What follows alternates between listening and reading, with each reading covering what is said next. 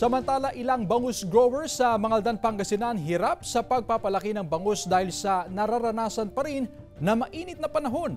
Alamin kung bakit sa report ni Jasmine Gabriel Galban.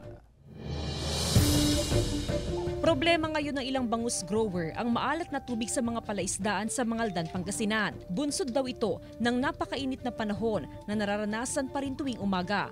Umaabot sa 46 hanggang 48 degrees Celsius ang heat index sa Pangasinan. Umuulan man sa hapon, hindi raw ito sapat para maging normal ang salinity level ng tubig sa mga palaisdaan.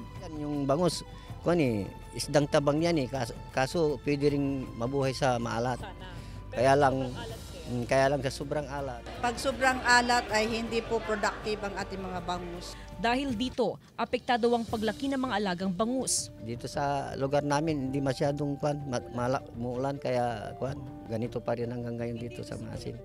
Sa monitoring ng Mangaldan Agriculture Office, aabutin pa ng 2 hanggang 3 buwan bago ang pag-harvest sa mga bangus.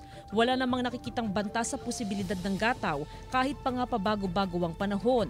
Mahigpit namang binabantay ng Agriculture Office ang kalidad ng tubig sa mga palaisdaan. Sa ring imo-monitor natin yung salinity ng tubig para alam natin na kung pasok pa yung yung pH nila sa salinity. Kasama si Jing Dakanay, Jasmine Gabriel Galban, 1 North Central Luzon.